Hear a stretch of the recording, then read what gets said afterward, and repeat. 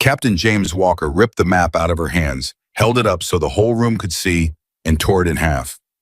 "That's what I think of your analysis, Sergeant." 90 Marines went silent. Somebody laughed, then stopped. "Sit down," Walker said, "before I make this permanent." Maya Collins didn't sit. She didn't blink. She picked up the torn half at her boot, folded it once, and put it in her pocket. He had no idea he'd just handed her the proof. Subscribe to the channel, stay with this story all the way to the end, and comment the city you're watching from, so I can see how far this story travels. 11 hours before Captain James Walker tore that map in half, Sergeant Maya Collins was awake in a dark room sitting on the edge of a bunk with a satellite photograph in her lap and a flashlight between her teeth. She had been staring at the same image for 40 minutes. Black Canyon Pass, grid 774. A thin gray line of road running between two shoulders of high ground the way a thread runs through the eye of a needle. Her bunkmate rolled over. "Collins, it's 0200. "I know. You've been looking at that thing all week." "I know." "So what do you see?" Maya took the flashlight out of her mouth.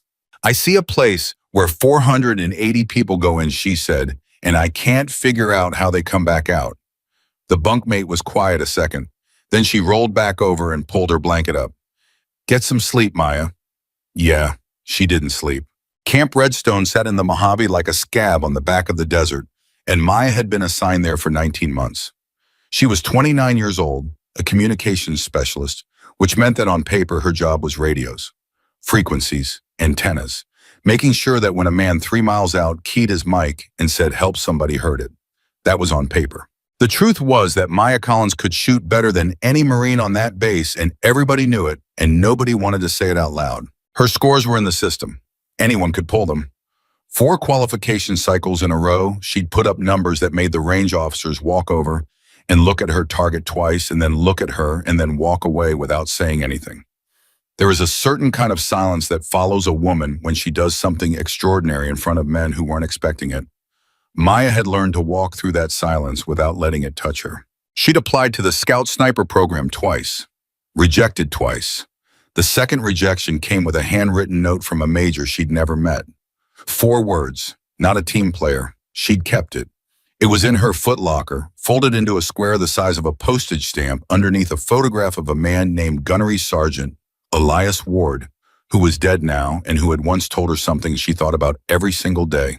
"The Corps doesn't kill Marines," Ward used to say. "Pride does. Pride and paperwork. That's it. That's the whole list." He'd been right. He'd been right in a way that cost him his legs, and then 18 months later, his life and Maya had been the one on the radio the day it happened, listening to a convoy commander refuse to change a route because changing a route meant admitting the route was wrong. She'd been 23. She was 29 now, and she was sitting in the dark at 2 in the morning, looking at another road, and the feeling in her stomach was the exact same feeling, and she hated it, and she couldn't put it down. At 0600, she went to the operations tent. Sergeant First Class Danny Ruiz was already there, hunched over a coffee, and when he saw her, he groaned. "No. Danny. No Collins. I just want to see the recon logs." "Absolutely not." 10 minutes. "You know what happened last time I let you look at something you weren't cleared for?" "Nothing happened. I got yelled at for 45 minutes by a man with a vein in his forehead the size of my thumb." Maya sat down across from him. "Danny," she said, "look at me." He looked at her, and whatever he saw made him put the coffee down. "You've got that face," he said. "What face?" "The face you had before Kandahar." "Then let me see the logs." Ruiz stared at her for a long 3 seconds. Then he swore under his breath, turned the laptop around and pushed it across the table. 10 minutes, and if anybody comes in, you're looking at antenna diagrams." "Understood." She read for 11 minutes. Ruiz didn't stop her. When she was done, she sat back and put both hands flat on the table and said nothing at all, which frightened Ruiz more than anything she could have said. "What?" he said. "When was the last human being physically inside that canyon?" "It says right there, Recon Patrol 11 days ago. Cleared it." "No," Maya said. "It doesn't say that. Read it again." Ruiz pulled the laptop back and read it again. "Patrol 2-4, he said slowly. "Departed 0430, returned 1420, route surveyed, no contact." Where's the entry log? The what? The entry log, Danny. Every patrol logs a grid when they cross a phase line. 2-4 logged the western approach at 0610. She reached over and put her finger on the screen. And then nothing. And then they're back at base at 1420. 8 hours. No grid entries. Not one. Ruiz looked at it. He looked at it for a long time. Maybe they forgot, he said. 8 hours of forgetting, Waita. Maya. Danny, that patrol never went into the canyon. She said it quietly because she'd learned that the quieter you say a thing like that, the harder it is for a person to pretend they didn't hear it. They drove up to the mouth of it, they sat in the shade for 8 hours, and they came home and typed no contact because no contact is what everybody wanted to read. Ruiz's jaw moved. You can't say that. I just did. You can't say that out loud is what I mean. That's an accusation. I know what it is. That's a career-ending accusation and you don't have proof you have a gap in a log. Maya stood up. Then I'll get proof. Collins. She was at the flap of the tent when he said it. Collins. If you're right, she stopped. If I'm right, she said, then in about 30 hours, 480 people are going to drive into a canyon that nobody has ever actually looked at based on a report written by men who were too tired or too scared or too lazy to look at it. And every officer on this base is going to say the intelligence was sound. She pushed the flap open. And they'll be telling the truth, she said. That's the part that scares me. The intelligence was sound. It was just fiction. The briefing was at 1300. She spent the 6 hours in between doing something no one asked her to do, and no one would have believed if she'd told them. She built the ambush. She sat on the floor of an empty supply room with the satellite imagery spread out around her. And she stopped thinking like a Marine and started thinking like the man on the other side of the hill. She asked herself one question over and over: if I wanted to kill 480 Americans with 40 people, where would I stand? The answer took her 90 minutes. The answer terrified her. Because it wasn't hard. That was the thing. It wasn't clever. It wasn't sophisticated. It didn't require anything that couldn't be carried in on foot by men in sandals. All it required was patience and elevation and the certainty that the Americans would use the road. And they would use the road because the road was the only thing wide enough for the vehicles, and the vehicles were the whole plan. She marked 11 positions. Then she sat back and looked at what she'd drawn and felt her hands go cold. Because she'd only meant to mark the obvious ones. The obvious ones were 11. If she'd been the enemy commander, she would have used maybe 7 and kept 4 in reserve, and she still would have killed everyone. She wrote it all down in a green notebook in handwriting so neat it looked typed, because she had learned early that when a woman brings information to a room full of men, the information has to be flawless, and it still won't be enough, but at least then the failure will be theirs. At 12:55, she walked into the briefing tent. 90 Marines, officers up front, Captain James Walker at the map board with a pointer in his hand, and the easy posture of a man who had never in his life been told no by someone who mattered. Maya took a seat at the back. Walker ran the brief for 22 minutes. Operation Desert Shield. Movement to contact through Black Canyon Pass. Enter secure return before nightfall. He said the word routine 3 separate times, and every time he said it, something inside Maya's chest tightened one more turn. Questions, Walker said at the end, in the voice of a man who was not asking a question. Nobody moved. Then at the back, a woman stood up. 90 heads turned. Sergeant Collins, Walker said. Comms, you have a question about the radios? No, sir. Then I have a question about the terrain. You could hear the tent breathing. Go ahead, Walker said, and the way he said it was a door closing. Sir, I've reviewed the imagery for grid 774. The pass runs 1,100 meters between 2 ridgelines with an average elevation advantage of 90 meters on both sides. The road narrows to 11 feet at the midpoint. There are 2 egress routes, and both of them are behind us once we're committed. I'm aware of the terrain, Sergeant. Sir, if hostile forces understand this ground, they won't hit us at the entrance. They won't hit us at all until we're inside. They'll let the lead vehicles pass the narrow point, and they'll drop the tail, and then there's no forward and there's no back. There's just 480 people in a line with nowhere to go. The tent was completely still. Walker set the pointer down. Sergeant Collins, the intelligence assessment for that area indicates minimal enemy activity. Minimal. Do you know what that word means? Yes, sir, it means nobody saw anything. It means there's nothing there. No, sir, Maya said. It means nobody saw anything. Those aren't the same sentence. Somebody in the middle of the tent made a noise like air escaping. Walker's face changed. Not much, but it changed. Are you questioning the intelligence? Sir, I'm questioning the report. That's the same thing. With respect, sir, it isn't. Intelligence is what's true. A report is what somebody typed. The tent made a sound, then a low collective sound that wasn't quite laughter and wasn't quite anything else. And Maya knew she had already lost, and she kept going anyway because Elias Ward was dead, and she had listened to it happen on a radio. She stepped into the aisle. Sir, I'd like to show you 11 positions. You'd like to what? I marked 11 positions. If I had 40 men in a week, I could put those Marines in a bag and close it in 90 seconds. Sir, I'm not saying the enemy is there. I'm saying that if they are there, we will not know it until we're inside, and by then it will not matter what we know. She was at the front now. She held out the map. Walker looked at it. He actually looked at it. That was the part she'd remember later in the dark over and over. For maybe 2 seconds, James Walker looked at that map, and his eyes moved across it, and something happened behind his face.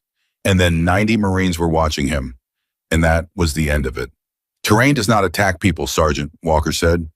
No, sir. People use terrain to attack people. The intelligence. Sir, the intelligence is 11 days old, and the patrol that generated it never entered the canyon. The tent went so quiet that Maya could hear the generator running outside. Walker went very still. Say that again. Patrol 2-4 logged the western approach at 0610 on the 14th. They logged nothing else. They were back on base 8 hours later. Sir, there is no entry grid. There's no midpoint grid. There's no eastern egress grid. There is an approach, and then there's a gap you could drive a battalion into, and then there's the phrase, no contact. Her voice didn't rise, it got quieter. Sir, that report doesn't say the canyon is clear.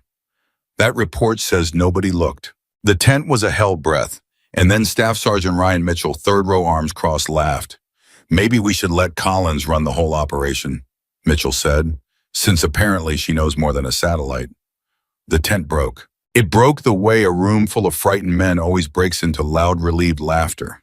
Because laughter is the sound that fear makes when it's given permission to stop being fear.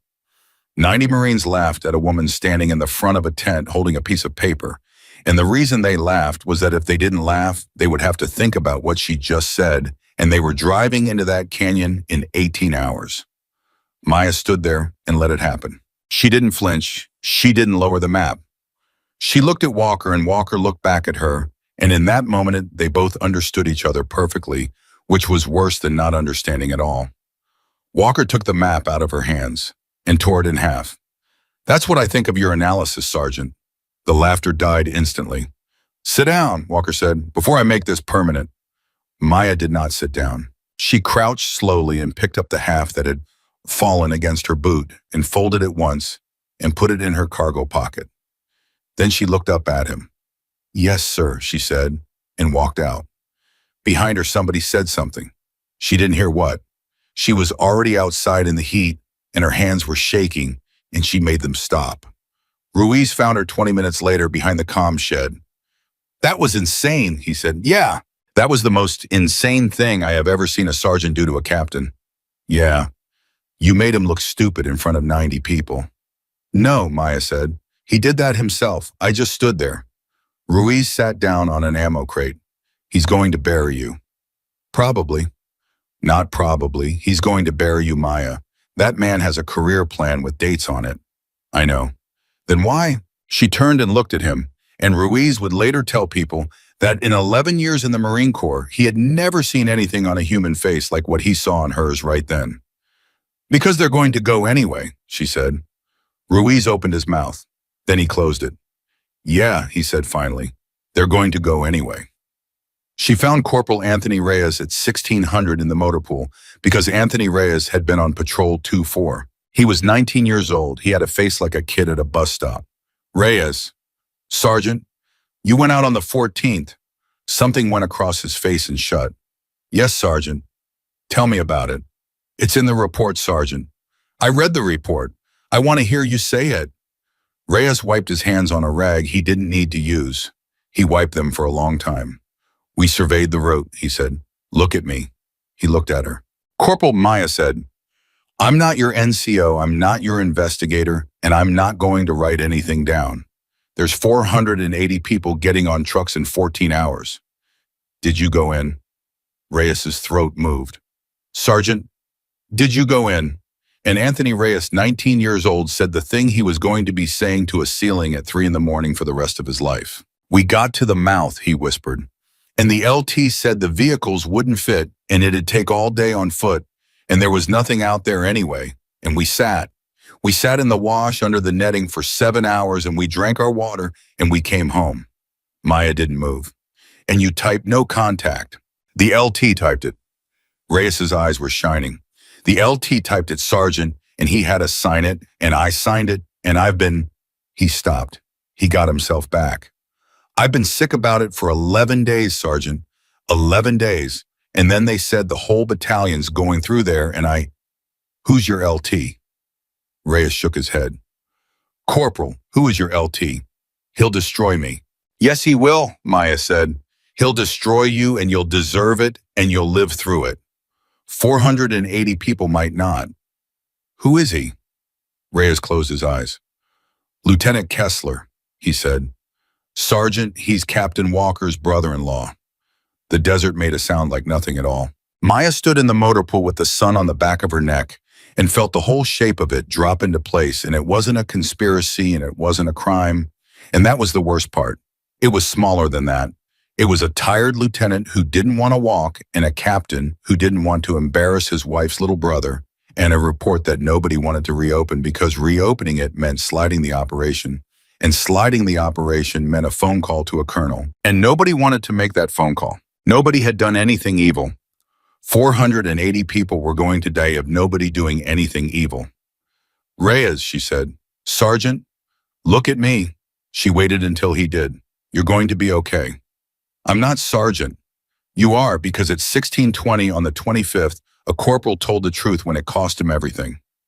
She put her hand on his shoulder once and took it away. Remember that part, because that's the part that's yours. Then she walked to the command building. Colonel Sarah Bennett was 51 years old and had been in the Marine Corps for 29 of them, and there was a chair in front of her desk that Maya had never sat in. She sat in it at 17:05. Bennett listened for 11 minutes without interrupting. Maya laid it out flat. No adjectives. The gap in the log, the 11 positions, the width of the road at the narrow point. And then last, because she made herself say it, last Corporal Anthony Reyes in 7 hours in a wash under a camouflage net. When she was finished, Colonel Bennett sat back. You understand what you just did? Yes, ma'am. You just accused an officer of falsifying a patrol report in my office with a witness you burned to get it. Yes, ma'am. Do you know what happens to Corporal Reyes now? Yes, ma'am. Do you know what happens to you, Kisayam? Yes, ma'am.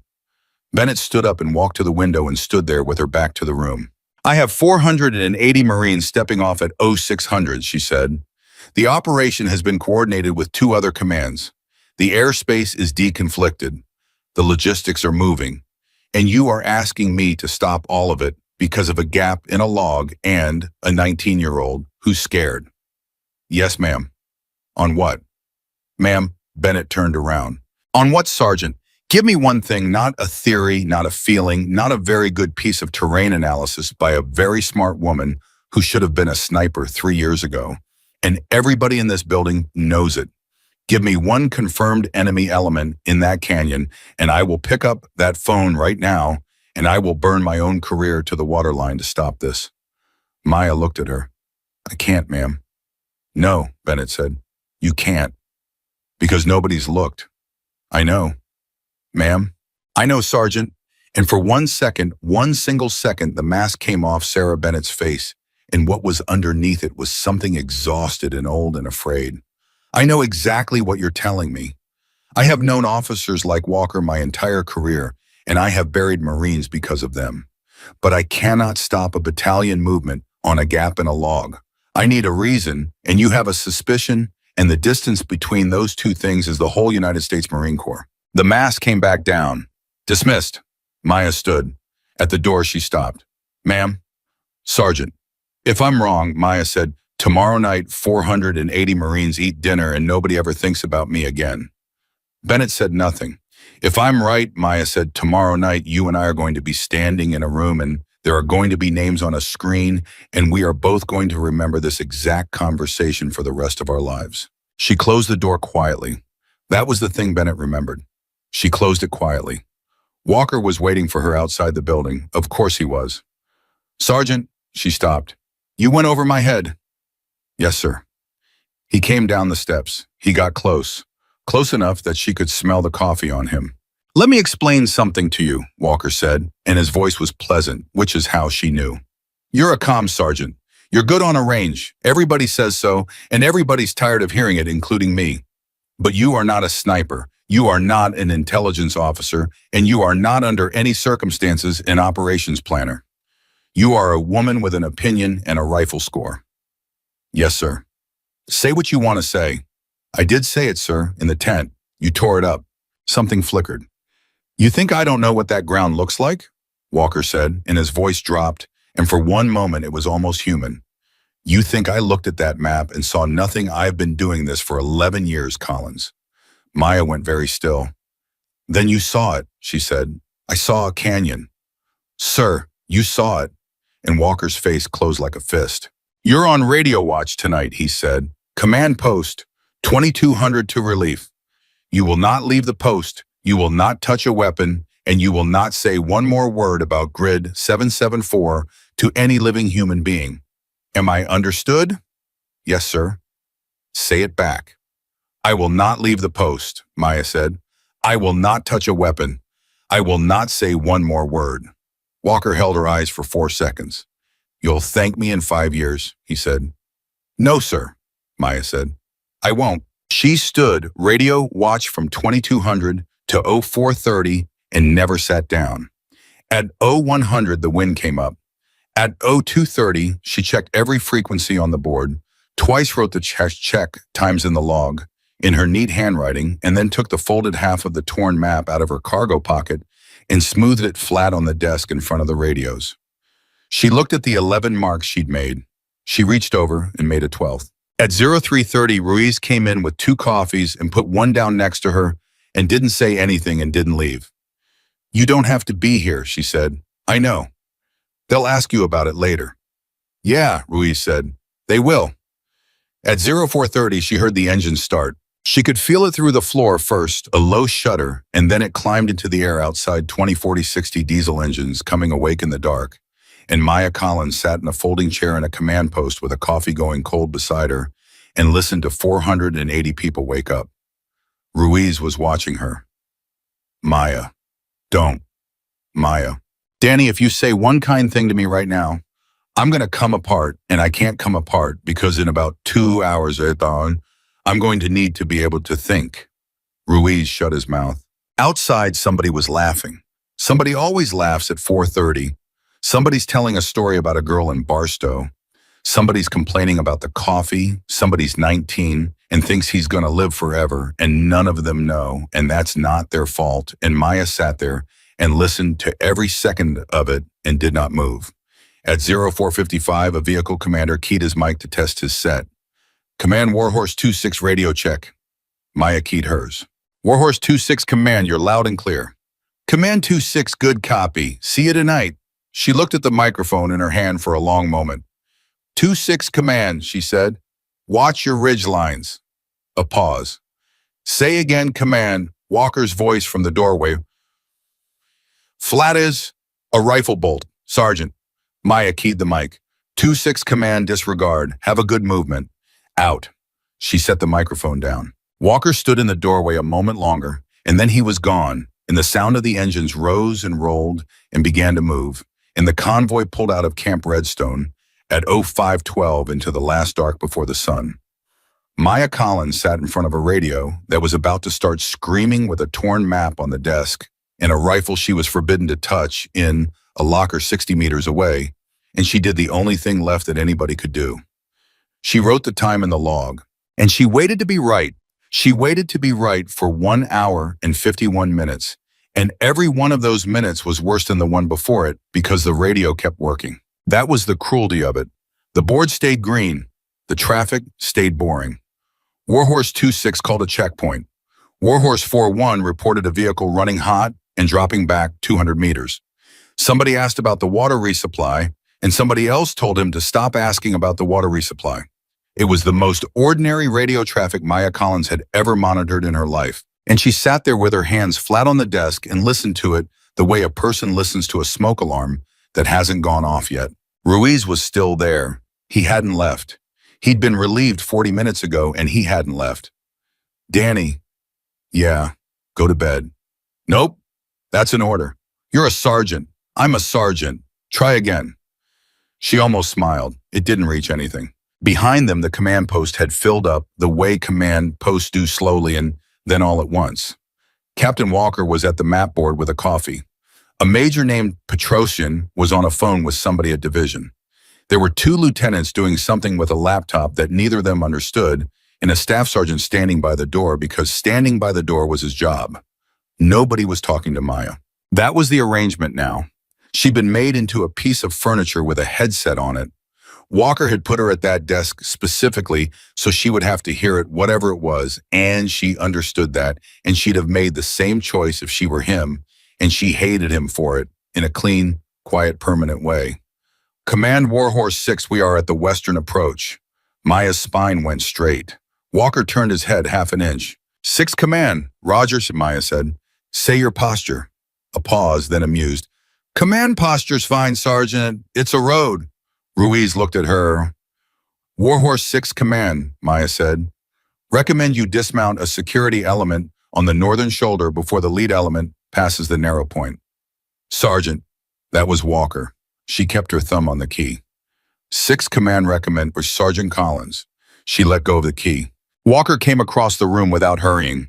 He put one hand on the back of her chair and leaned down and spoke very quietly close to her ear so that nobody else in that room heard a single word of it, and it was the most vicious thing anyone had ever said to her because it was said kindly. You are a radio, Walker said. Radios don't have opinions. If you key that mic one more time with anything other than a relay, I will have you removed from this post in front of everyone, and I will make sure the last thing 480 Marines hear from Camp Redstone is you being dragged out of a chair. Is that how you want them to remember this? Maya looked straight ahead at the board. No, sir. Good. He straightened up. You're going to feel very foolish in about 4 hours, he said at a normal volume now, so the room could enjoy it. And I'm going to be gracious about it. That's the difference between us Collins. He walked back to the map board. Ruiz was staring at the floor with his jaw locked so hard the muscle was jumping. Danny, she said, breathe. I want to hit him. I know. I want to hit him so bad my teeth hurt. I know. 14 minutes later, the lead element entered the pass. Maya heard it happen in the traffic before anybody in that room understood what they were hearing. The transmissions got shorter. The voices got flatter. That's what it sounds like when men who are pretending to be relaxed stop being able to pretend, and nobody teaches you that. In a school, you just learn it, and she had learned it sitting in a chair exactly like this one 6 years ago, listening to Elias Ward's convoy go quiet. Command 26, Command, is there any reason there'd be goats up here with no herder? Maya closed her eyes. Walker said, tell him to continue. Sir, tell him to continue, Sergeant. She keyed the mic. 26 Command, continue movement. Roger, Command, 26 out. That was the last completely calm sentence any Marine spoke that morning. The convoy pushed 900 meters into a corridor, 1,100 meters long, and the last vehicle cleared the narrow point at the western end, and somewhere on the high ground a man, Maya Collins, would never meet, watched the tail of that column pass a rock he'd chosen 11 days ago, and lowered his hand. Then the radio ended. There is no other word for it. It didn't get loud. It ended and something else took its place, and the thing that took its place did not sound like communication. It sounded like a man's mouth pressed against a microphone from inside a machine that was trying to kill him. Contact east. We are taking fire from. Everybody off the road, get off the. 26 is hit. 26 is hit. Every phone in the command post stopped at the same time. Petrosian turned around with the receiver still against his ear. Somebody said, what? Somebody said, is that? And Maya Collins was already moving, already leaning in, already keying, and her voice came out so level and so fast that two lieutenants would later describe it as the most frightening thing about the entire morning. All Warhorse elements command break. Command has you. Say your grid. Say your casualties one element at a time. 2-6, your first go. A scream, not words, then words.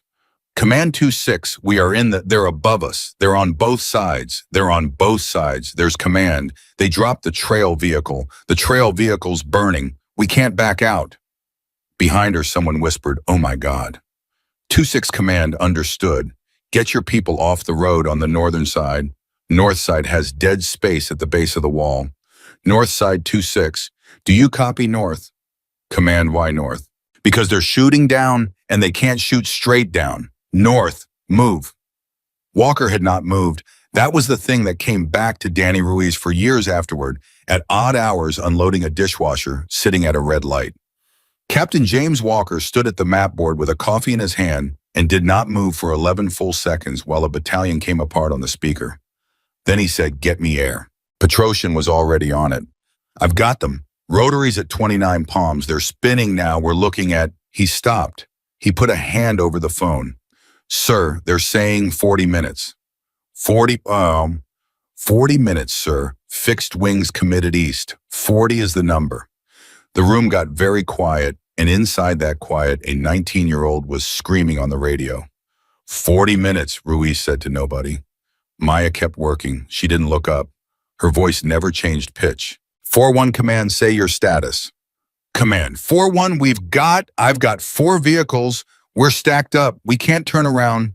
The road's 11 feet wide, sir ma'am. We cannot turn around. 4-1, don't turn around. Dismount. Get them off the vehicles, and off the road the vehicles are what they're aiming at. Command, we've got wounded in the... Then you carry them off the road, 4-1.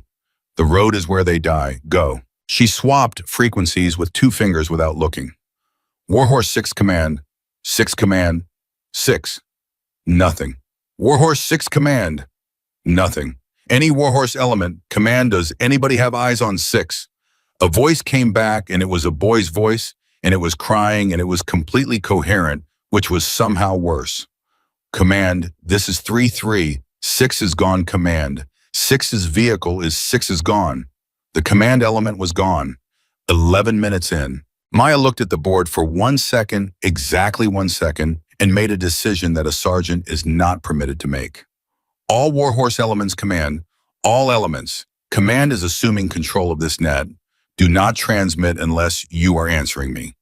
3-3, you are senior. 3-3, do you copy? You are senior. You are Warhorse 6 now. Command, I'm a corporal. 3-3, you are Warhorse 6. Say it back. A ragged breath. I'm Warhorse 6. Good. 6, get me a count. Walker said, Sergeant, you do not have the authority. She didn't even turn her head. Sir, she said, get out of the way or take the mic. The room stopped. Everyone in that command post looked at Captain James Walker, and Captain James Walker looked at the microphone, and he did not take it. Later, that would be the whole investigation right there. Everything else was noise. There was a microphone, and there was a man whose name was on the operation order, and he looked at it for 4 seconds, and he did not pick it up, and a communications sergeant did, and 480 people lived. Everything after that was just paperwork, trying to catch up with a fact.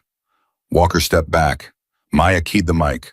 For the next 26 minutes, she ran a battalion off a folding chair. She did it by voice alone, and she did it with a torn half of a map smooth flat on the desk in front of her. And she never once raised her voice, not one time. And every man in that canyon who heard her said afterward that it was the calm that saved them. Not the instructions, the calm. A voice that sounded like it already knew how this ended and had decided it was going to be fine. 6 command, where's your fire coming from? Everywhere, command. No, not everywhere. Nothing is everywhere. Close your eyes and tell me where the loudest one is. A pause. High and behind us. North side up near the top. Maya put her finger on the torn map. Position 4. 6 command, that's a machine gun on a shelf about 90 meters up the northern wall, roughly 200 meters behind your lead vehicle. He can hit the road, and he cannot hit the base of his own wall. Get everyone you have to the base of the northern wall, and he stops existing. Command, how do you 6, move? Ruiz was looking at the map on the desk. He was looking at the 11 marks. Maya, he said quietly, not now. Maya, that's you're reading them off the map. You're reading them off the map you made. Danny, not now, she keyed again. 6 command, when you get to the wall, you're going to start taking fire from the south side from the opposite ridge because that's what it's for. That's the whole trap. They herd you to one wall and the other wall kills you. You are going to have about 90 seconds. Do you copy? Command, Roger. 6 in 90 seconds, a rocket team is going to engage from the southern ridge from a notch about halfway up, and they are going to aim at whatever vehicle is closest to your people. Get away from the vehicles. All of them. Right now. Command now. 70 seconds later, there was a sound on the net that made 2 people in the command post put their hands over their mouths. And then 3-3's voice cracked open. Raw? Command, we the Humvee, just command. How did you know? Maya didn't answer. She just moved her finger to the next mark. Petrosian was staring at her. Sergeant, he said, how many positions do you have? She spoke without looking up. 11, sir. I've called 3. There are 8 left. The room absorbed that. Somewhere behind her, one of the lieutenants said very quietly, she had 11 yesterday. She had them yesterday. Walker said nothing. At the 22-minute mark, she lost 4-1. She was talking to him and then she wasn't. The transmission didn't cut. It just stopped in the middle of a word and the carrier stayed open for about 6 seconds. So what came through the speaker in that command post for 6 seconds was not a voice. It was a background and it had things in it and every person in that room heard them. Maya kept her thumb off the key until it ended. Then she keyed. 4-1 command. Nothing. 4-1 command, radio check. Nothing. 4-1. Ruiz reached over and put his hand on her wrist. She looked at his hand. She took her hand off the key very gently and set it in her lap. And for 3 seconds, Sergeant Maya Collins sat absolutely still in a folding chair. Nobody in that room ever forgot what her face did in those 3 seconds because it didn't do anything. It didn't do anything at all. Then she put her hand back on the mic. 6 command, 4-1's element is at your 600, roughly 40 meters short of the narrow point.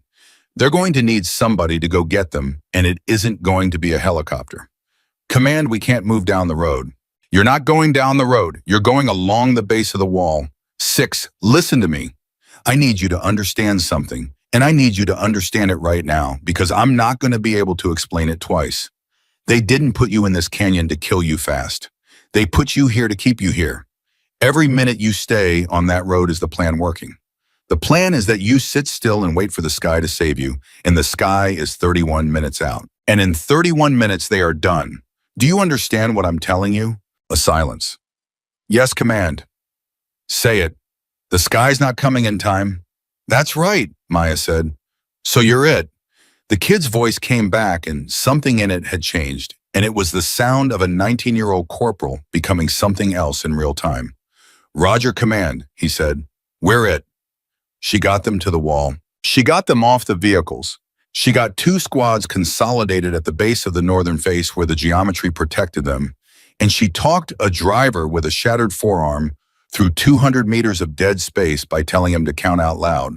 And he counted out loud the whole way, and everyone on the net heard him counting, and it did something to them that Maya could not have engineered on purpose. By the 30-minute mark, she had done everything that could be done by a woman in a chair 4 miles away, and it wasn't enough. She knew it before anyone else in that room knew it. She knew it because the shape of the traffic stopped changing.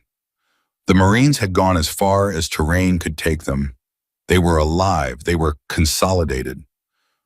They were behind rock, and they were absolutely permanently pinned, and the enemy had nowhere to be and nothing to do, and the enemy had 8 positions left, and one of them was going to start walking rounds along that wall in about 4 minutes. And there was no cover from the top down. She'd known it since yesterday.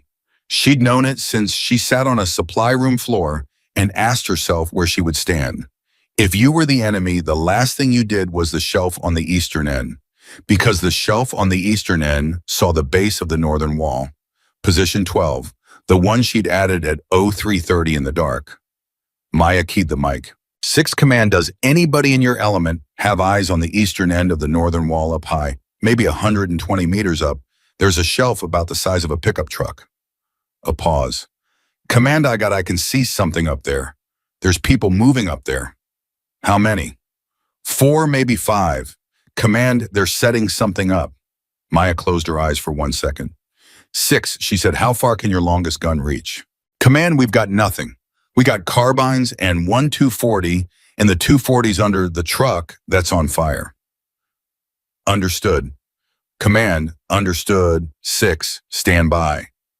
She let go of the mic. She sat there. And then Sergeant Maya Collins stood up out of that chair, and the whole room felt it happen, the way you feel a change in pressure before weather. Petrosian said, Sergeant. She pulled the headset off and set it on the desk carefully, the way you set down something that belongs to somebody else. Sir, she said, somebody needs to take this seat. There's a shelf on the eastern end, and in about 6 minutes, it's going to make everything I just did pointless. Sergeant Ayres, 26 minutes. Yes, sir, Maya said. That's my point. Walker moved between her and the door. He got there fast. He was not a coward, whatever else he was, and that mattered later, and it did not matter at all right then. Where are you going? He said. Maya stopped. The whole command post was watching. Petrosian with a phone in his hand.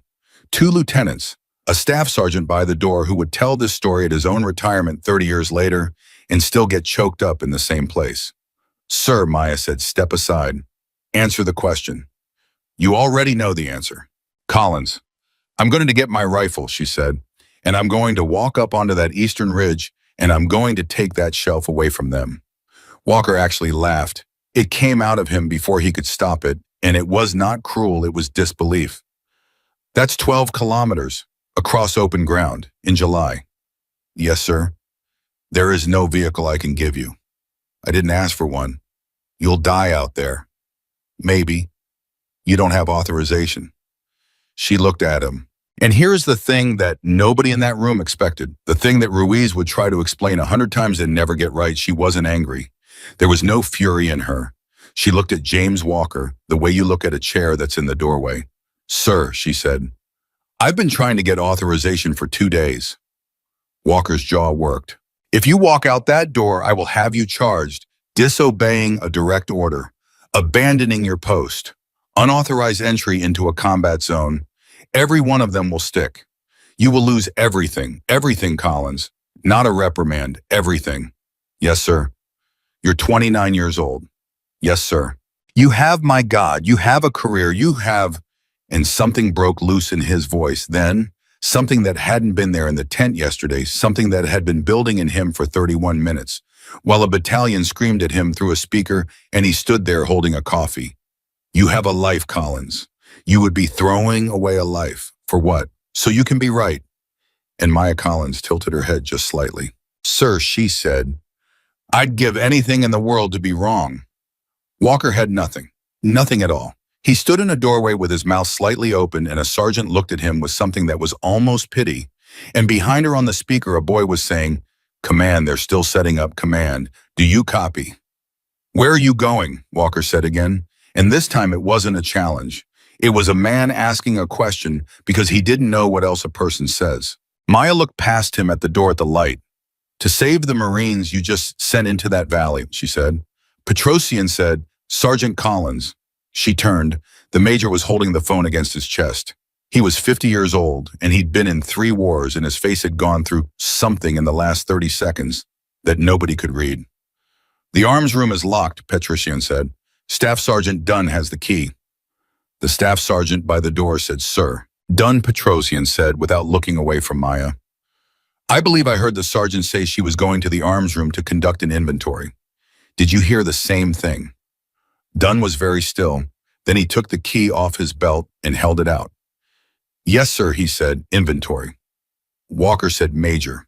Captain Petrosian said, I've got a battalion pinned in a hole and a bird that's 25 minutes late and a sergeant who's been right about every single thing since yesterday afternoon. You want to stop her? You stop her. But you're going to do it with your hands, and you're going to do it in front of these men, and then you and I are going to stand here together and listen to what happens on that speaker. The room did not breathe. Maya took the key. Thank you, sir. Don't thank me, Petrosian said. I'm not helping you. I'm getting out of your way. There's a difference, and someday it's going to matter to me. She went for the door. Walker was still in it. Collins. She stopped in front of him close, and for one moment they were two people and not two ranks. You knew, she said quietly. In the tent. You looked at it and you knew. Walker's eyes were wet. It was the first true thing about him she'd ever seen. There were 90 people watching, he whispered. Yeah, Maya said. There were. And then because there wasn't time, and because there was nothing left to say to him, and because she had already forgiven him in the only way that cost nothing, which is by not caring anymore, she said, "Move, sir." He moved. Ruiz caught her outside. He was carrying her plate carrier. He'd gone and gotten it while she was still arguing, which told her everything about Danny Ruiz she'd ever needed to know. Water's in the left pouch, he said, shoving it at her. All of it. I took mine too. Danny, don't do the thing. Don't say something nice. I'll cry and I have to go back in there and act like I didn't see you leave. She took the carrier. They'll ask you, she said. Yeah. Tell them the truth, all of it. Don't protect me. It'll only make it worse and it won't help. Maya. She was already turning. Maya, his voice cracked. It's 12 kilometers. It's 115 degrees. Even if you make it, you'd be shooting at 1,000 plus uphill in a thermal with no spotter off a rifle that's not yours at people you can't range. Maya stopped. She looked back at him, and for the first time in 2 days, Danny Ruiz saw her smile. It was a small, terrible, private thing. Danny, she said, I've been shooting that shot in my head since Tuesday. Then she ran. Inside of the command post, nobody said anything for a long moment. The speaker hissed. A boy's voice came through it, asking for somebody, anybody to tell him what to do. Major Petrosian picked up the headset. He looked at it, and then at the empty chair, and then at Captain James Walker, who was standing in the middle of the room with both hands hanging at his sides like they belonged to someone else. Captain, Petrosian said, sit down and take this net. Walker didn't move. Now, Captain. And James Walker walked over and sat down in a folding chair that was still warm from a woman he had humiliated in front of 90 people 18 hours earlier, and put on her headset and looked down at the desk. Her map was still there. The torn half, smooth flat, 11 marks in neat black ink. And a 12th added at 3:30 in the morning by a person who could not sleep, circled twice on a shelf at the eastern end of the northern wall. Walker stared at it. Then he keyed the mic, and his voice came out of him strange and small. Warhorse 6, he said. This is command. Stand by. Help's coming. Help was 5 feet 11 inches tall and weighed 138 pounds and was running across open ground with a rifle she had signed out of a locked room on a lie. The lie was written in the arms room ledger in her own neat handwriting. Inventory. Under it, the serial number of an M40 that belonged to a scout sniper platoon that wasn't on base in Iraq she had no business standing in front of.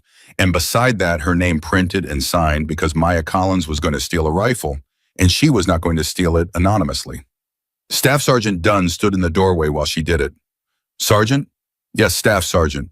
You know that ledger is going to be an exhibit. Yes, Staff Sergeant. You want me to lose it? She looked up. No, she said. I want you to hand it to them. Dunn nodded slowly. Ammunition's in the green box, he said. Well, the tan one's been sitting since March, and I don't trust it. Thank you. Sergeant, he said it as she went past him. My kid's in 3-3 squad. Maya stopped. She turned around. His name, Kyle, Lance Corporal Kyle Dunn. Kyle, she said. He's 20. Maya looked at that man for exactly as long as she could afford to look at him, which was 2 seconds. Then I'll see Kyle tonight, she said. And she went out the door into 113 degrees. The first kilometer was fine. That was the trap of it. The desert always lets you have the first kilometer. By the third, she'd stopped sweating properly, and by the fourth, her tongue had gone thick, and she made herself drink and hated every swallow. Because every swallow was a number, and the number was finite. Danny had given her his water, all of it. 6 liters between them, and she was carrying all 6, and she'd already burned 1.5 liters, and she was 2.5 kilometers into 12. She did the arithmetic while she ran. The arithmetic said no, so she stopped doing arithmetic.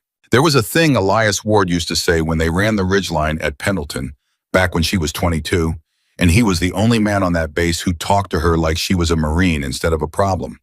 He'd say it in the middle of a hill with his lungs coming apart cheerfully, like a man reading a menu. Collins, the body's a liar. The body will tell you it's dying 40 minutes before it starts. She said it out loud into the heat. The body's a liar. She ran. At the 6-kilometer mark, she heard the canyon. She heard it before she could see anything. A flat, concussive stutter carried on the air, the way thunder gets carried, and it meant they were still shooting, and they were still shooting because there was still something to shoot at. And Maya Collins put her head down and did the worst thing a person can do in the Mojave in July, which is speed up. Her radio was in her left pouch. She turned it down to a whisper because she couldn't afford what it did to her, but she could still hear it. Command, they're walking rounds down the wall. They're walking them down the wall. 6 command, hold your position. Command, that's not, sir, that's not. There's nowhere to hold, there's nowhere. That was Walker's voice. Trying. She could hear him trying, and it was the strangest thing, hearing a man discover in real time that he had nothing, that all of it, the 11 years and the career plan with dates on it, came down to a microphone and a boy asking a question that had no answer. At 8 kilometers, she fell. She didn't trip. There was nothing to trip on. Her left leg simply stopped agreeing to be a leg, and she went down hard on her hands and one knee, and the rifle came off her shoulder and cracked against rock. And Maya lay there on her side with her cheek against ground, hot enough to cook on, and understood with total clarity that she was going to die out here, about 4 kilometers short of doing anything useful. She thought about that for about 6 seconds. Then she thought about Kyle Dunn, 20 years old, whose father had handed her a key. She got up.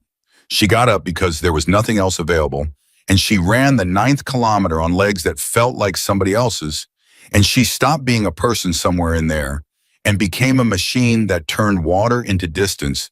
And at the 10th kilometer, the radio in her pouch said something that made the machine stop. Command 3-3. The boy's voice had gone flat. Not calm, flat. Command, be advised, they've got a gun on the shelf. It's up, and it's laid in. Static. Command, we're going to lose people now.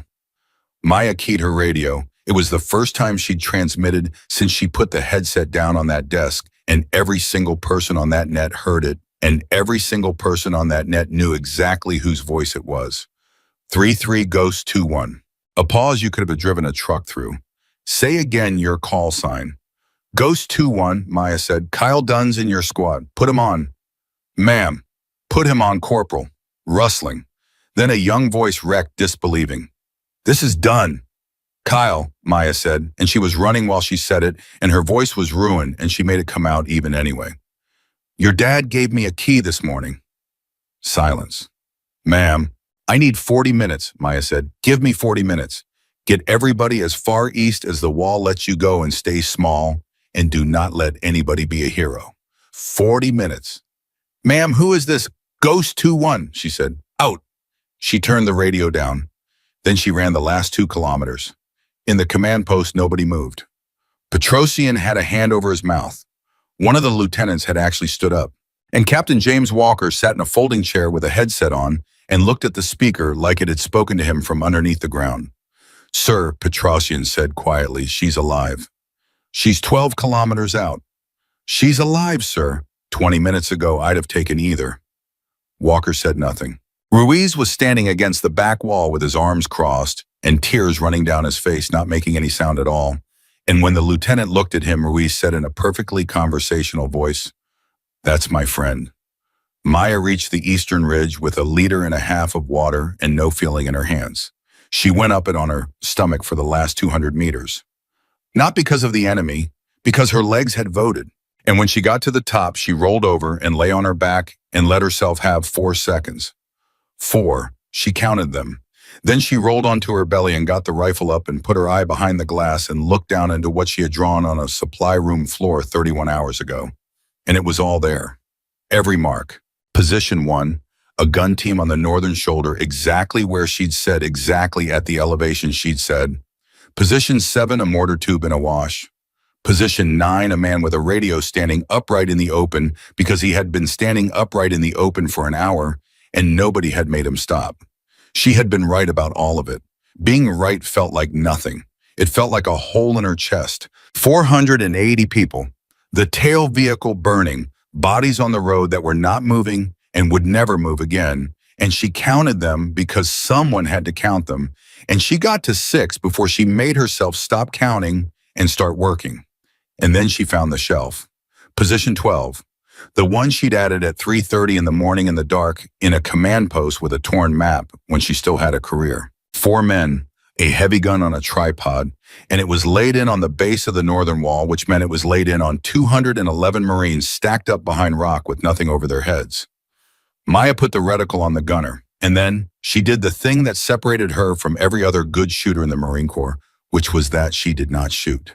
She lay there and she thought, because the gunner was not the problem.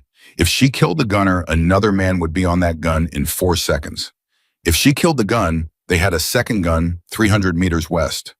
If she killed everything on that shelf, she would have announced herself from a ridge with no exit alone in daylight, with roughly 40 hostiles and 11 kilometers of open ground behind her. And they would take a squad and walk up this hill, and it would take them 30 minutes, and there was nothing she could do about that. She had one magazine that mattered. She had one sequence.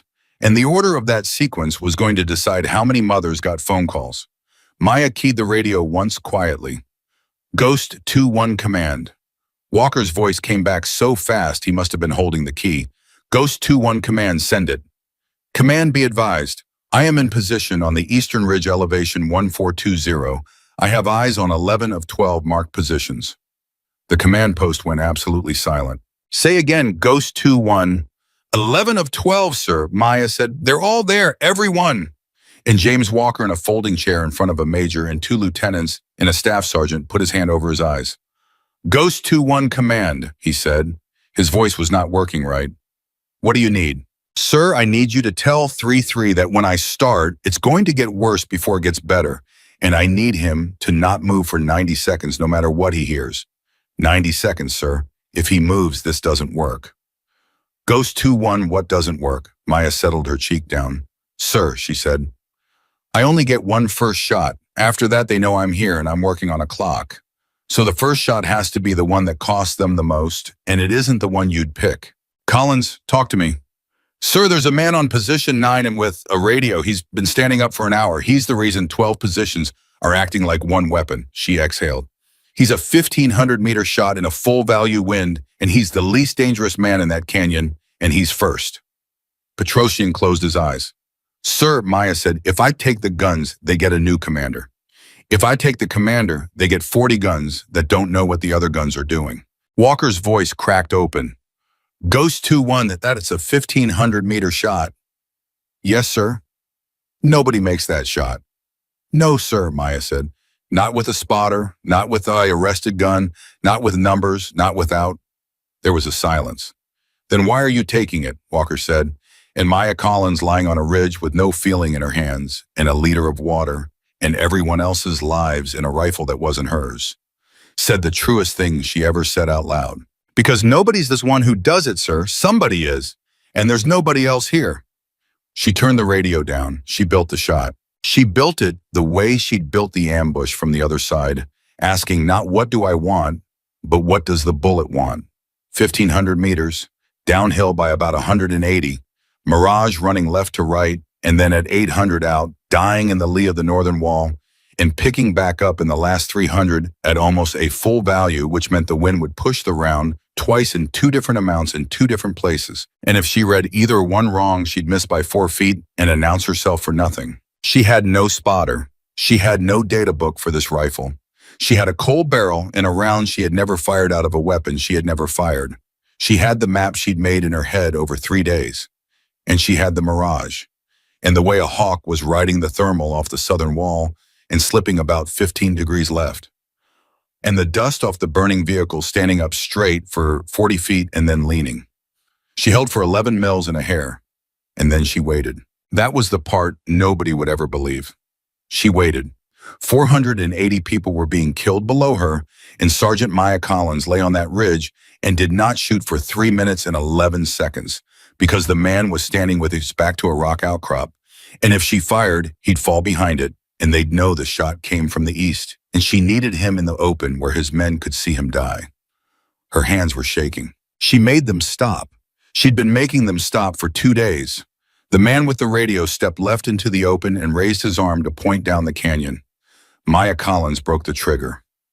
The rifle went off, and the desert took the sound and rolled it, and for 1 9/10 of a second, there was nothing in the world but a woman on a ridge and a bullet, and then 1,500 meters away, a man who had planned this for 11 days stopped pointing. In the command post, the net went off like a stadium. Command, command, command, 3-3. Somebody just, the guy with the radio, the guy on the ridge, he's down command. He just, 3-3 command, do not move, Walker said. And he was crying, and it did not affect his voice at all. Do not move for 90 seconds. That's from Ghost 2-1, 90 seconds. Command, who's shooting? Command, who is shooting? Maya was already on the second target, because the second one was the whole point of the first one. She had 4 seconds, maybe 5 of a hostile force with no commander, and 40 guns, and every one of them turning to look at a man on the ground. Nobody was watching the shelf. Nobody was watching anything. There is a thing that happens to a well-run ambush in the 4 seconds after its brain dies, and Maya had lived inside that thought on a supply room floor and knew exactly what to do with it. She put the reticle on the shelf. 1,100 meters now, easier by an order of magnitude, and it did not feel easier at all. The gunner, then the man behind the gunner, then the ammunition bearer who had turned to run and was the hardest shot of the 3 and the one she thought about for years afterward. 3 rounds, 6 seconds, the gun on the shelf stopped existing. And the canyon lost its mind. Command the shelf's quiet. Command, they're shooting at the north wall. They are shooting at nothing. They think we've got somebody up there. 3-3 command, do not move. Command, we have a sniper. We have somebody who is it? Who is that? Maya was moving. She rolled 14 meters left, put the rifle on a different rock, and never gave them the same muzzle twice, because the only thing keeping her alive was that 40 men with no commander were about to make 40 different guesses about where she was, and every one of them was going to be wrong for about 11 minutes. Position 4. The gun on the shelf 90 meters up the northern wall, the one she'd talked 3-3 away from an hour ago. She took the gunner, and then she took the tripod, and a machine gun is a heavy thing, and it went off the shelf and down the wall, and the sound of it hitting it was the second best sound of that morning. Position 7, the mortar in the wash. She could not see the men. She could see the tube. She put 4 rounds into the base plate. Command, the mortars stopped. Command, the mortars just stopped. Position 2, position 5, position 11. She worked left to right, high to low, the way you clear a room, except the room was 1,100 meters wide, and she was doing it with 1 rifle and 109 rounds, and no water left worth mentioning. And then they found her. She heard it before she felt it. Rounds coming up a hill sound different than rounds going down. And she had 11 seconds of hearing rock come apart to her right before something hit her, hard enough in the left shoulder to spin her flat onto her back. Maya lay there. She looked up at the sky. She thought very calmly, oh. Then she rolled over and got back behind the rifle. And it wasn't courage, and she'd say that for the rest of her life to anybody who'd listen. It wasn't courage. She just didn't have anything else to do, the radio in her pouch. Ghost 2-1 command, we're hearing a lot of fire on your ridge. Ghost 2-1 say your status. She keyed it with a thumb that was not entirely under her control. Command, she said, I'm fine. Silence. Then Walker's voice, and it had gone somewhere she'd never heard a voice go. Say again, Ghost 2-1. Command, Ghost 2-1 is fine, Maya said. I've got 8 down. I'm working. Collins.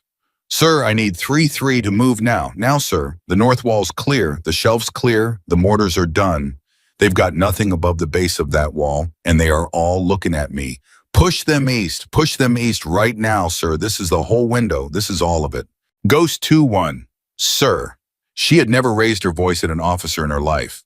And Captain James Walker, who 18 hours ago had torn her map in half in front of 90 people, keyed his microphone and said the sentence that ended his career and saved a battalion.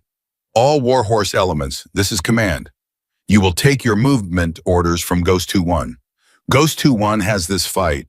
Warhorse 6, do you copy? Ghost 2-1 has this fight. The kid's voice came back like a bell. Command 3-3 copies. Ghost 2-1, this is Warhorse 6, we are yours. Maya put her forehead down on the stock for 1 second. 1. Then she got up on her elbows and took the canyon apart. She moved 211 Marines 1,100 meters east along the base of a wall by voice from a ridge while bleeding.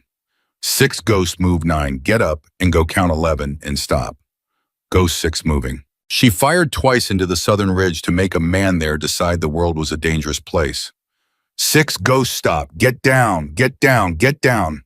They got down. 4 seconds later, something came off the southern wall and hit the exact ground they would have been standing on. 6 go. Go now, go, keep going. Kyle, keep going. Don't look at it. Oh, she would not remember using his name. Kyle Dunn would remember it every day for the rest of his life. She fired in faith the barrel was doing things a barrel should not do. She fired until her shoulder had stopped hurting, which she understood was not good news. She talked 211 Marines through 1,100 meters of the worst ground in California in 19 minutes and 30 seconds. And somewhere in the middle of it, the enemy stopped being an ambush and started being 40 individual men on a hillside making individual decisions. And 40 individual men making individual decisions is not a force. It is a crowd. And crowds break. They broke at the eastern end first.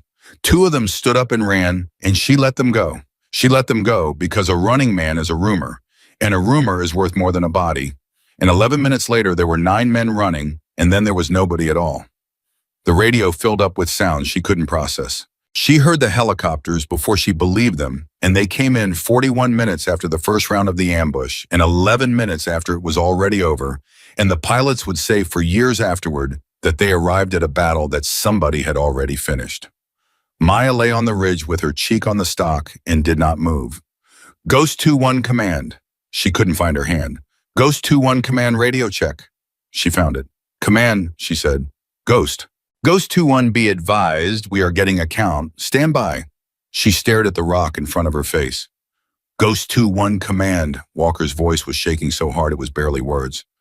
Count is 480. 480. All accounted for. 9 litter urgent 22 walking, and Ghost 2-1, do you copy 480?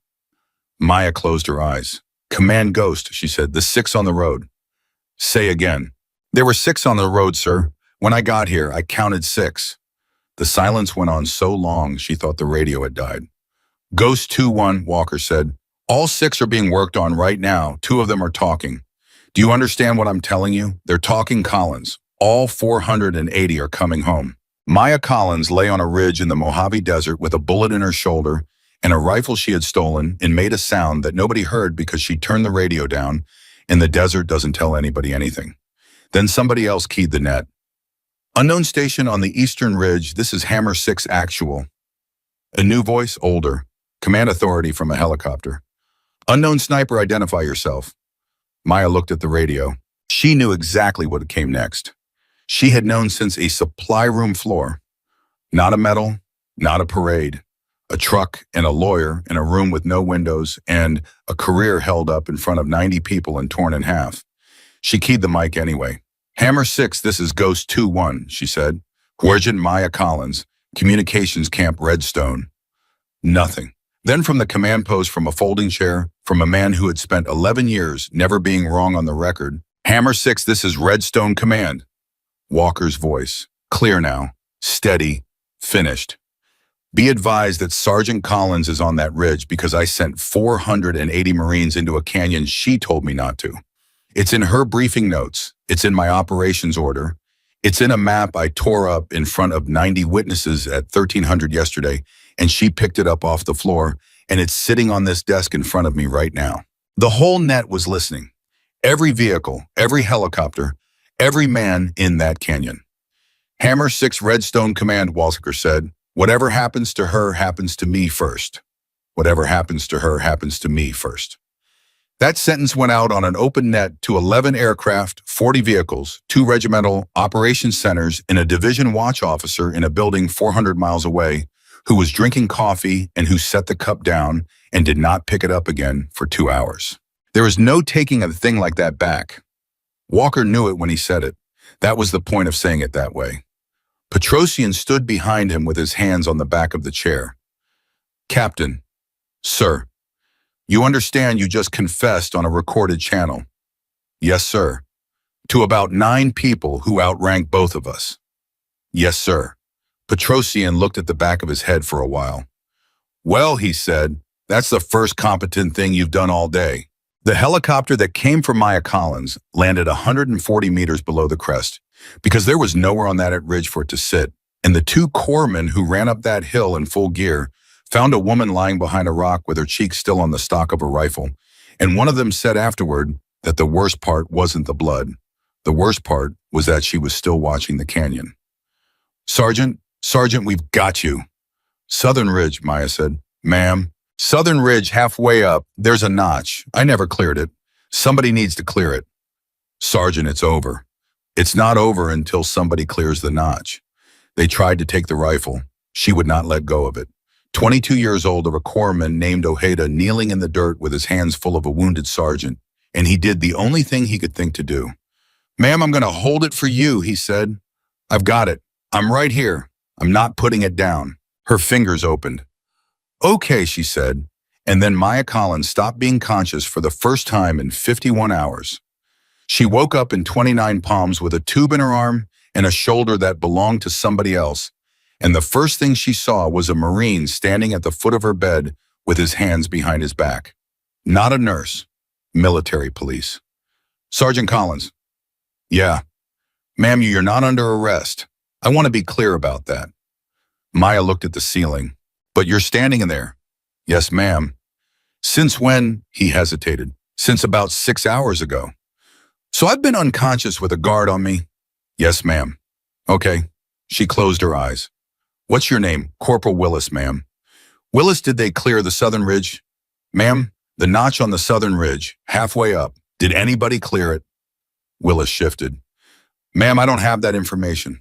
Then find somebody who does, Maya said, and I'll answer any question you want. Willis was gone 11 minutes. He came back with a piece of paper in his hand and a look on his face like a man who had just read something he wasn't supposed to. Ma'am, he said, 2nd Recon cleared it at 1940 last night. And, Willis swallowed, 2 men, a recoilless rifle, loaded. Ma'am, the report says the tube was aimed at the Eastern Ridge. Maya lay there. At me, she said. Yes, ma'am. They had it the whole time. Yes, ma'am. The report says they'd been sitting on it since about the 20-minute mark. Ma'am, the interrogator's summary says they were waiting for the sniper to fire from the same rock twice.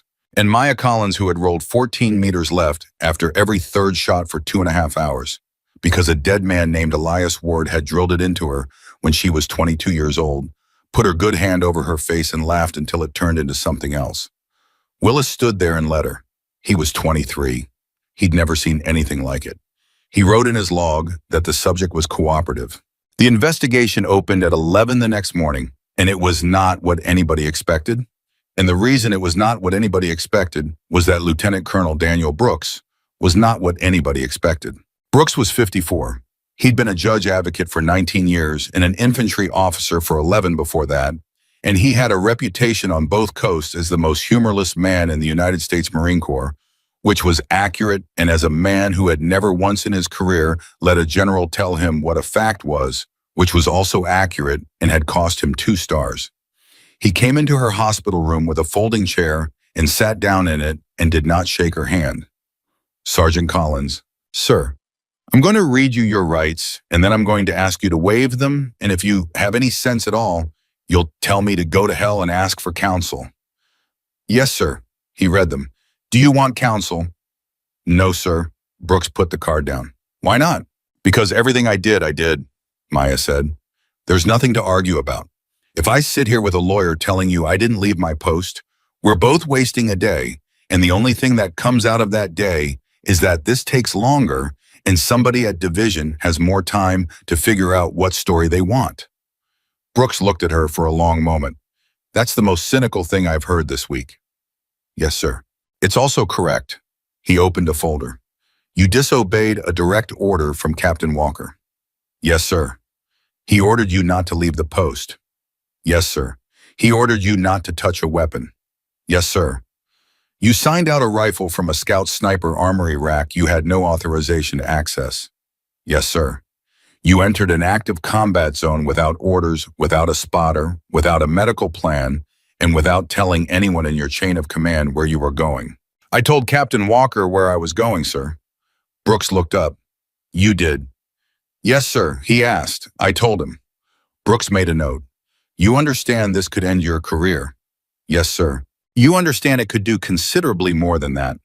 Sergeant, I have him on my desk, a signed statement from a staff sergeant admitting he handed you the key to an arms room. I have a major admitting he manufactured a pretext to let you do it. If I run this all the way down, 4 people go down with you, and one of them is a corporal with a 19-year-old signature on a falsified patrol report. Maya's head came off the pillow. Sir, sit back. Sir Reyes told the truth. He's the only reason any of this... Sergeant, he's 19 years old, sir, and he told the truth when it cost him everything, and if this corps eats him for that, then there's no point to any of... Sergeant, Maya stopped. Brooks closed the folder. You've been awake for 4 hours, he said. You have a hole in your shoulder. The first name out of your mouth is Reyes. He said it flatly like a man reading a gauge. Noted. He stood up. Sir, Maya said, you asked me why I did it. You didn't ask me. Everybody's going to ask me. You didn't. Brooks put the chair against the wall. I don't need to ask, he said. I've read the net transcript. Sergeant, in 19 years, I have never read a document like that in my life. And I've read the Hill 421 transcript. He paused at the door. Get some sleep. Tomorrow's going to be the worst day you've ever had. Sir, I've had worse. Brooks looked back at her. No, he said. You haven't. Tomorrow they thank you.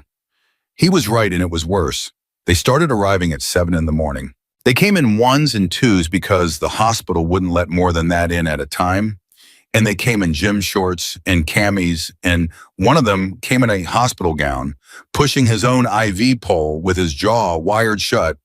And they stood at the foot of her bed, and none of them knew what to say because there is no sentence for it. There has never been a sentence for it. The first one was 3-3, Corporal Devin Marsh, 20 years old, the boy she'd made into a battalion commander with 4 words. He stood there for 11 seconds and couldn't do it. Corporal. Ma'am. Come here. He came. Sit down. He sat. Devin, Maya said, look at me. He looked at her, and then his face came apart, and a 20-year-old corporal put his head down on the edge of a hospital bed and sobbed like a child, and Maya Collins put her good hand on the back of his neck and held it there and said nothing at all because there was nothing to say, and she'd known that since she was 23 and listening to a radio. I'm sorry, he kept saying. I'm sorry, ma'am. For what? I asked who was shooting on the net. I asked who it was like it was a movie, and you were up there, and you'd run 12. Devin. Ma'am, I froze. When 6 died, I froze. I couldn't for like 8 seconds. I couldn't. 8 seconds, Maya said. Yes, ma'am. Corporal, do you know how long Captain Walker stood there? Marsh looked up. 11, she said, and he's 34, and he's been doing this for 11 years. You were 20, and you just watched your commander die, and you froze for 8 seconds, and then you ran a company for 40 minutes. Son, that's not the part you apologize for. That's the part you tell your kids. Marsh wiped his face with the back of his wrist. Ma'am, they're saying they're going to court-martial you. Probably. Ma'am, 211 of us are going to say, no, Maya said, you're not. Ma'am, Corporal, listen to me very carefully because I'm only going to get to say this once, and then somebody's going to walk in here, and I'm going to have to be a sergeant again. She held his eyes. If 211 Marines write letters about how a sergeant should have disobeyed her captain, then the next time some sergeant somewhere gets a feeling and a map, she walks out that door too. And most of the time she's wrong. Most of the time, Devin. I was right one morning. That's it. That's all that happened one morning. Marsh stared at her. Ma'am, that's insane. Yeah. You saved 480 people and you're telling me not to say so. I'm telling you to say what happened, Maya said. All of it. Say I disobeyed him. Say it cost me. That's the part that makes it mean anything. She let go of him. If I get away clean, I'm just a woman who got lucky. If it costs me, I'm a warning label. And a warning label saves more Marines than I ever will. Marsh sat there with red eyes. Ma'am, he said, that's the worst thing I've ever heard. Yeah, Maya said, it is. Kyle Dunn came at 11. He came alone and he stood in the doorway and he had his father's face on him and he could not get across the room. Lance Corporal. Ma'am, you want to come in? No, ma'am. His voice cracked in the middle of it. I mean, yes, ma'am, I do. Ma'am, if I come in there, I don't know what I'm going to do. Maya considered that. Then stand there, she said. He stood there. Kyle, she said, say what you came to say. Ma'am, you said my name. I did. On the net. His hands were shaking. You said keep going, Kyle. Don't look at it. Keep going. He got it out, and then he couldn't get anything else out for a while. Ma'am, there was a guy on the ground next to me, and I was going to stop. I was going to stop and get him, and you said, don't look at it, and I didn't stop, and ma'am, I left him. I left a Marine on the ground, and I kept running because a voice told me to. Maya was quiet. His name, Sanchez. Ma'am, his name's Sanchez. Kyle, Maya said. Where's Sanchez right now? Silence. Where is he? 2 floors down, Kyle whispered. Is he alive? Yes, ma'am. Say it louder.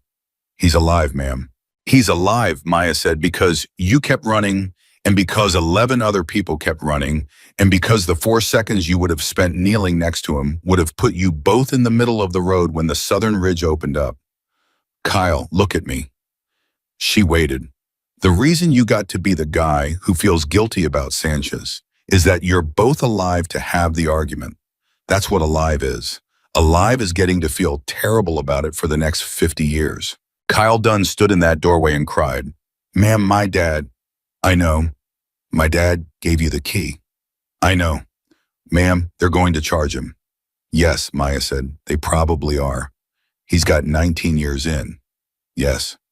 Ma'am, he was going to retire in 11 months. Kyle's voice went to pieces. Ma'am, why did he do it? Why would he do that? He didn't even know if you were right. And Maya Collins, who had spent 48 hours being the only person in California who knew what was going to happen, said the only thing she had. Because you were in that canyon, she said, and I was standing in front of him. And those were the only 2 facts he had. At 1400, Colonel Sarah Bennett came. She came without an aide. She shut the door herself. She stood at the foot of the bed for a long time, and she did not sit in the chair. Sergeant? Ma'am, you told me I'd remember our conversation for the rest of my life. Yes, ma'am. Bennett's jaw was tight. You were being dramatic. Yes, ma'am.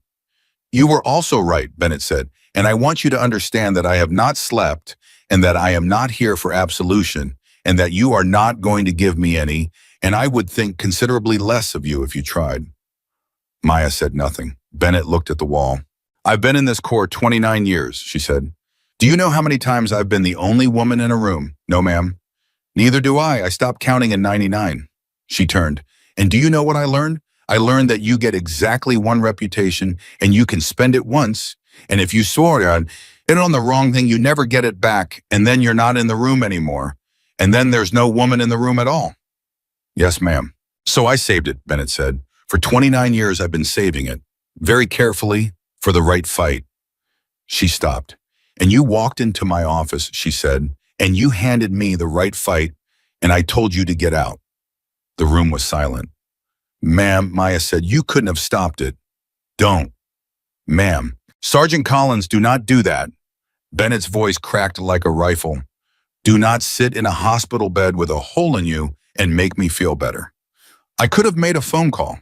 I could have made a phone call at 1711, and I would have looked hysterical, and I would have been wrong 9 times out of 10, and I would have spent my reputation on a gap in a log, and the 10th time is yesterday. She stopped. She got herself back. 6 men, Sergeant. 6 men went down on that road in the first 90 seconds before you ever got to that ridge. Those 6 are mine, not yours. Mine. I want you to hear me say that out loud once in this room because I am never going to say it again. Maya looked at her. Yes, ma'am. Bennett nodded once. Good. She went to the door. Ma'am. Bennett stopped. Spend it now, Maya said. Bennett turned around. Ma'am, 29 years. Spend it now. Maya's voice was completely level. Not on me. I'm gone, ma'am. I knew I was gone when I picked the map up off the floor. Spend it on Reyes, spend it on Dunn, spend it on the next patrol that sits in a wash for 7 hours because a lieutenant doesn't want to walk. She let a breath out. Ma'am, the enemy didn't beat us in that canyon. A tired lieutenant did. And there's 1,000 tired lieutenants, and there's one of me, and I'm not going to be here. Sarah Bennett stood in that doorway with her hand on the frame. That, she said, is the first order I've taken from a sergeant in 29 years. Then she was gone. Walker came last. He came at 18:30 when the hallway was empty, and he stood in the door in civilian clothes, which told her everything before he said a word. Sergeant? Sir. Not sir. He came in, he didn't sit. I resigned my commission at 1400. Maya said nothing. They didn't accept it, Walker said. Brooks told me it's not a thing I get to do, told me I don't get to walk out and be a civilian and feel bad in a nice house. He said I'm going to sit in a chair and answer questions for 6 weeks, and then they'll decide what I am. He laughed and there was nothing in it. He said resignation was the coward's version of accountability. He said it about 11 seconds after I sat down. Sounds like him. Yeah. Silence. I came to say something, Walker said, and I've been standing in the parking lot for 40 minutes because I can't figure out how to say it without it being about me. Then don't say it. He looked at her. What? Don't say it, Maya said. Sir, I don't want your apology. I'm not being cruel. I mean, I actually don't want it. It's not useful to me, and it costs you something, and you'll feel better afterward. And me feeling worse so you can feel better isn't a trait I'm interested in. Walker stood there. That's fair, he said. Yeah, that's completely fair. He put his hands in his pockets. Can I tell you what I actually came here for? Yes, sir. In the tent, he said. You said I looked at that map and I knew. Yes, sir. I want you to know something. His voice was steady, which was the strange part. He'd stopped fighting. It made him a different man. I didn't know, Collins. I want that to be true so badly that I've been telling myself it's true for 2 days, that I saw it, and I chose my pride over 480 people because that's at least a decision. That's a man doing something. He shook his head. I didn't see it. I looked at that map for 2 seconds, and my entire brain was full of 90 people watching a sergeant contradict me. There wasn't room for the canyon. There wasn't room for anything else. He stopped. That's what I came to say, he said. It wasn't pride, Collins. Pride would have been better. It was vanity. Pride is when you love yourself too much. Vanity's when you're too busy being looked at to see anything at all. Maya was quiet a long time. Sir, she said, you gave me the net. What? On the ridge. You keyed that mic and told 11 aircraft and 40 vehicles that Ghost 2-1 had the fight. You put a battalion under a comm sergeant on an open channel with a division watch officer listening. She held his eyes. Sir, you knew what that was. You knew exactly what that was when you said it. Walker's throat moved. Yeah, he said. Then that's a decision, Maya said. That's a man doing something. He looked at the floor for a while. It doesn't balance, he said. No, sir, Maya said. It doesn't. Nothing balances. You just do the next one right. The board convened 3 weeks later, and it took 4 days, and on the 4th day, Lieutenant Colonel Daniel Brooks read the findings into the record in a voice with no weather in it at all. That Patrol 2-4 had submitted a materially false report, and that Lieutenant Aaron Kessler had directed its submission. That Captain James Walker had received specific documented actionable warning at 1300 on the 24th, and had taken no action to verify it. That Sergeant Maya Collins had violated a lawful direct order, entered a combat zone without authorization, and signed out a weapon she was not qualified to possess. That the operation had suffered 0 fatalities. 0. And then Brooks stopped reading and took his glasses off, which nobody had ever seen him do, and said something that was not in the findings. The board notes he said that Sergeant Collins was correct in every particular at every stage, and that she was correct while holding no rank, no billet, and no authority that would have permitted anyone to listen to her. The board further notes that this is not a fact about Sergeant Collins. He put his glasses back on. It is a fact about us. Maya got a formal letter of reprimand. It went in her file permanently. It ended her chance at staff sergeant on the first look and probably the second. Kessler was relieved and processed out. Walker was relieved of command, took a letter that ended him at captain, and stayed in. Brooks made him stay in.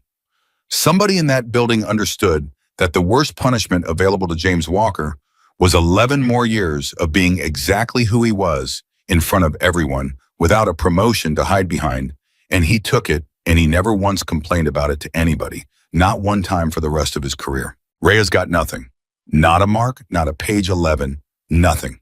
There was a fight about it somewhere above Maya's pay grade, and a colonel with 29 years spent something, and Anthony Reyes went on to make gunnery sergeant. Staff Sergeant Dunn retired 11 months later with 19 years and a clean record and a shadow box. And at his ceremony, his son stood in the back and cried through the whole thing, and nobody in that room but 4 people ever knew why. Maya Collins found out about her own future in a hallway standing up from a clerk. Sergeant Collins.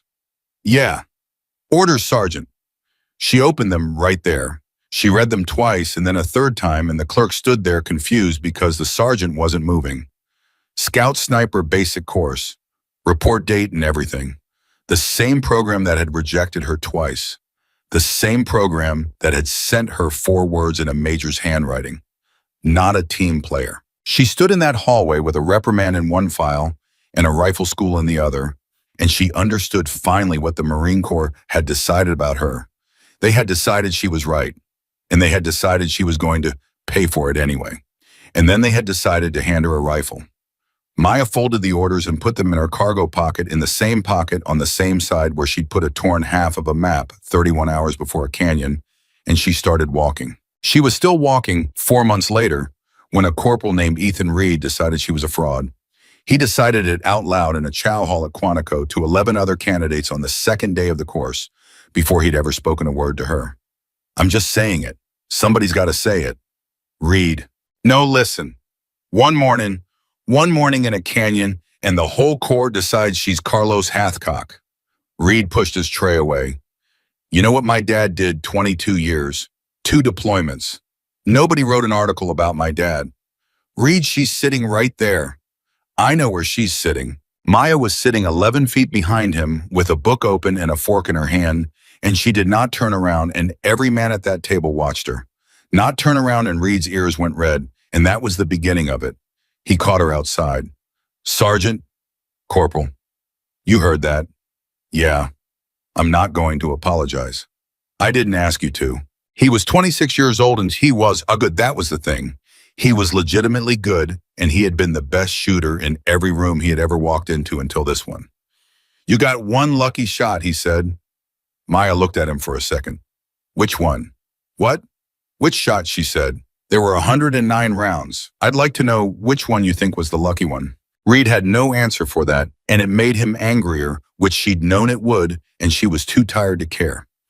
Then I guess I'll have to prove it wasn't luck, she said, and she went to bed. The course was 10 weeks, and it was designed by men who wanted to find out what you were made of by taking everything else away first. Maya failed her first stalk. She failed it flat, walked in, got picked up at 400 meters by an instructor with a spotting scope who'd been finding people in that grass for 19 years, and the walker came out and put a hand on her back, and she lay there in the dirt with her face burning and understood that she had just been beaten by a 50-year-old man in a lawn chair. Reed passed his. He didn't say anything about it. He didn't have to. That night, she sat on the edge of a bunk in the dark, exactly the way she'd sat on the edge of a bunk in the Mojave and Gunnery. Sergeant Michael Harris found her there at 11 at night because Harris made a habit of finding people in the dark. Collins, Gunny, you know why you got picked up? Because I was thinking about being seen. Harris was quiet a second. Say that again. I was in the grass, Maya said, and the whole time, the entire 1,100 meters, I wasn't thinking about the ground. I was thinking about the fact that everybody in the class was standing on that tower, watching the woman from the newspaper crawl through a field. Harris sat down on the bunk across from her. That's the first honest thing anybody said to me in this course in 2 years. Yes, Gunny. You know what that is, right? That's the exact same thing that got 480 Marines shot at. He let it sit. That's Walker. That's Walker in the tent, too busy being looked at to see anything. Maya's head came up. You know about the tent? Sergeant, Harris said, everybody in this building knows about the tent. That's your problem. You didn't come here with a reputation, you came here with a story, and a story is heavier than a rifle, and you can't set it down. Then what do I do with it, Gunny? Harris stood up. Nothing, he said. That's the answer. You do nothing with it. You crawl through the grass, and you think about the grass. The grass doesn't care what happened in California. She passed the next one. She passed the next 11. By week 4, the instructors had stopped saying her name in a particular way, and by week 6, Ethan Reed had a problem, and the problem was that everything he believed about Maya Collins was falling apart at a rate he could not stand, because she wasn't reckless. That was what he'd been waiting for. He'd been waiting for the cowboy. He'd been waiting for the woman who disobeyed a captain to show up as the woman who cut corners, took the shot, ran ahead, went with her gut.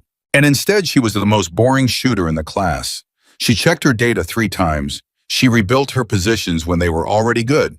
She was the last one off the range every single day, and she was the last one because she was writing, always writing in a green notebook, in handwriting so neat it looked typed. It drove Reed out of his mind. "What is that?" he finally said in week 6 on a firing line waiting for a ceasefire. "My book."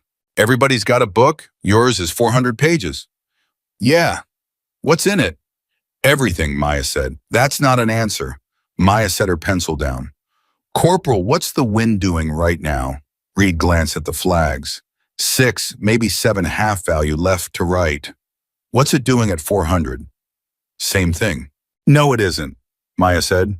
"At 400, it goes over that berm, and it drops and it comes back up at about 450, and it swings almost full value for about 80 meters, and then it dies. It's done that every afternoon for 6 weeks. It's in my book. It's on page 111. She picked the pencil back up. "That's what's in my book." Reed stared at the berm. "Nobody told us that." "No," Maya said. "Nobody told me either." He was quiet for a long moment. "How long did it take you to figure that out?"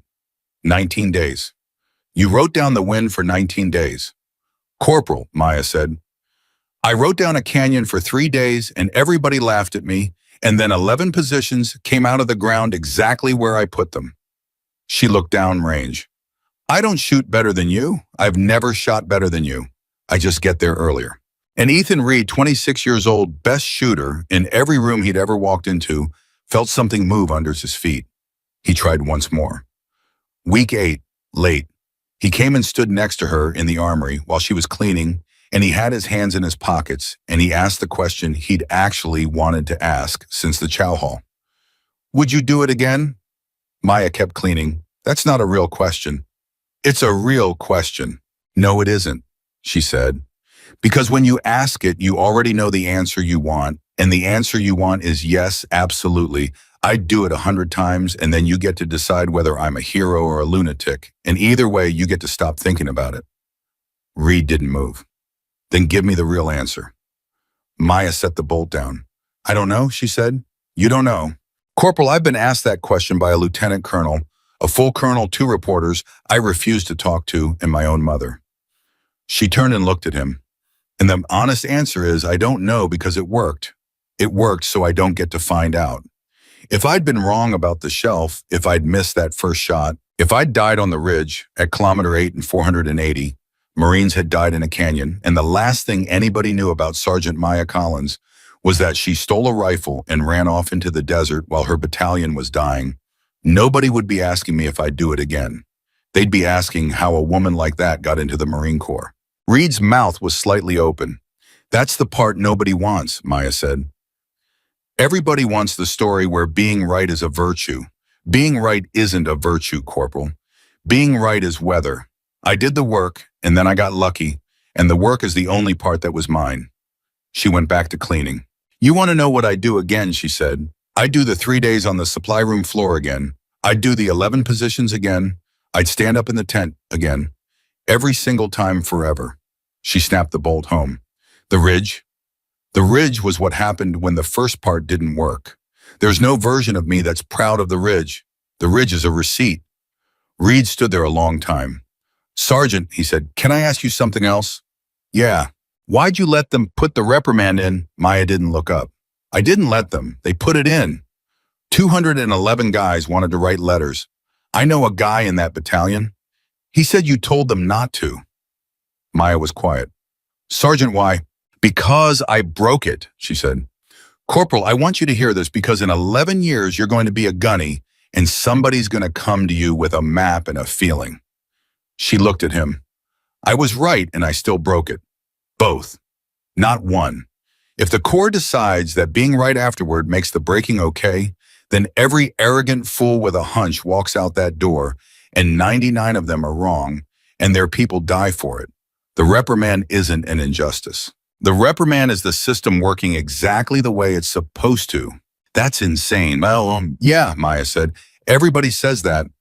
The final evaluation was 1,300 meters unknown distance. No data-moving target. Window and a wind that started at 8 and went to 2 and back to 11 in the space of a minute. They ran it in pairs. They put Reed with Collins because an instructor with 19 years and a sense of humor wanted to see what happened. Reed shot first. Reed missed. He missed by 1.5 feet at 1,300, which is nothing, which is a rounding error, which is a dead man walking away, and he came off the gun with his jaw locked so hard he couldn't speak. Reed, don't. Reed. Sergeant, I said don't. You held for 9, Maya said. He turned his head. You held 9.2 and you sent it at the wrong second, she said. That's it. That's the whole thing. Your dope was perfect. Your window call was perfect. You waited 3 seconds too long and the flag on the left went slack and you didn't see it because you were looking at the target. Reed stared at her. How do you know what I held? Because I've been reading your book upside down for 4 weeks, Maya said. Get on the glass. You're spotting. Sergeant, I'm not. Corporal, you're the best wind reader in this class, and you just proved it by getting everything right except the clock. Get on the glass. And Ethan Reed, who had spent 10 weeks waiting to watch Maya Collins fail, got behind a spotting scope and put his eye to it. Call it, Maya said. 8 half value left. Left flag. Left flags, it's holding. It's holding. It's Sergeant, it just went. Say when it comes back. How would I know when? You'll know. You've known for 4 weeks. You just never said it out loud. Silence. Reed's voice changed. 3, 2, 1, send. Maya sent it. The round went 1,300 meters, and it took 1.5 seconds, and Reed watched the whole thing through the glass, and afterward he said the only thing he could think of, which was nothing at all for about 11 seconds. Then impact. Where? Center, Reed said. His voice had gone strange. Dead center. Maya lifted her head off the stock. That was your shot, she said. Sergeant. Corporal, I pulled a trigger. You made the call, you read the flag, you gave me the second. That was your shot, and I want you to remember it the next time you find yourself telling 12 guys in a chow hall who's a fraud. Reed sat back on his heels. He looked at the ground for a while. Sergeant, he said, my dad did 22 years. I know, I heard. He never got a school. He asked 4 times. Reed's voice was flat and hard. And you got 1 on a court-martial, and I've been for 10 weeks. He stopped. I've been mad at the wrong person, he said. Yeah, Maya said. That happens a lot. She started breaking down the gun. Reed? Sergeant, your father asked 4 times, she said. I asked twice. And the difference between us isn't talent, and it isn't luck, and it isn't whatever you've been telling yourself at 2 in the morning. She looked up. The difference is 480 people almost died to prove a point somebody should have taken my word for. That's not a story you want. That's not a door anybody should have to open that way. Reed swallowed. Then why'd they give it to you? Because it was cheaper than admitting why they didn't, Maya said. She graduated 11th out of 22. Not first. 11th. She'd have told anybody who asked that it was the proudest number of her life because 11th out of 22 meant she'd gotten there on the grass in the wind and 400 pages of neat handwriting and not on a canyon. Reed graduated 9th. He shook her hand on the grinder and he held it a beat too long. Sergeant, Corporal, I want to say something and it's going to come out wrong. They usually do. I hope I never find out if I'd have walked out that door, Reed said. That's it. That's the whole thing. I've been thinking about it for 10 weeks and that's all I've got. I hope I never have to know. Maya nodded. That's the right answer, she said. That's the only right answer there is. Gunnery Sergeant Michael Harris shook her hand last. He held on to it. Collins. Gunny. I've run this course for 9 years, he said. You want to know what I wrote in your file? Not really, Gunny. Harris laughed. It was a short surprise sound. I'm going to tell you anyway, he said. I wrote that you were never dangerous because you questioned an order.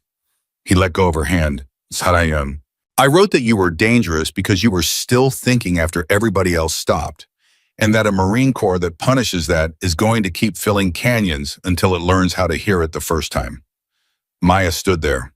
Gunny, that's going in a file. Yep, somebody's going to read that. That's the idea, Sergeant.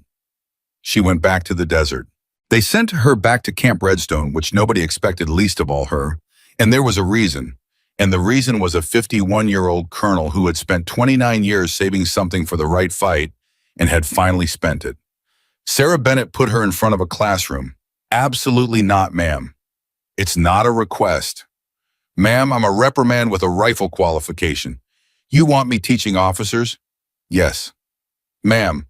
Sergeant M. Bennett said, sit down. Maya sat down. I built a course, Bennett said. Took me 11 months and 4 phone calls I'll never get back. It's 40 hours. It's mandatory for every lieutenant who rotates through this base, and there's a version of it going to 2 other commands next year if I don't get relieved first, and I might. What's it called, ma'am? Bennett slid a folder across the desk. Maya opened it. Open. The first page was a satellite photograph. Grid 774. Black Canyon Pass, a thin gray line of road running between 2 shoulders of high ground. The second page was a torn half of a map photocopied with 11 marks on it in neat black ink, and a 12th circled twice. Maya didn't say anything for a while.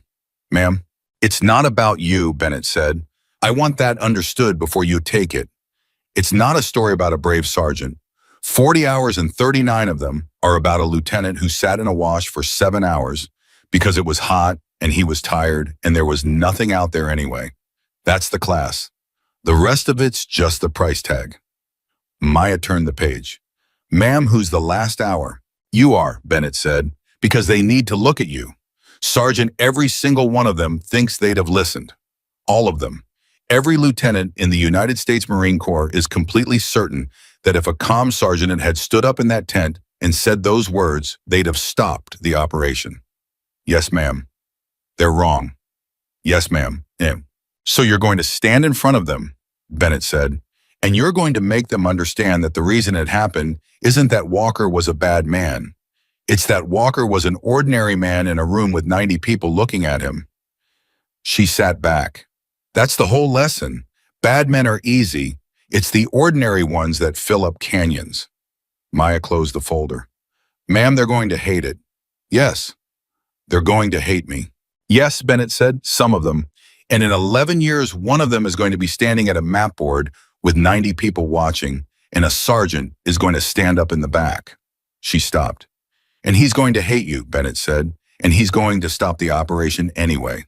And you'll never know his name, and he'll never send you a letter, and 480 people will go home, and none of them will ever know they were supposed to die. Maya looked at that folder for a long time. Ma'am, she said, that's the best offer I've ever gotten. She taught it for 6 years. She was a staff sergeant by the 4th year, which took 2 looks exactly the way she'd said it would, and she never once complained about the first one.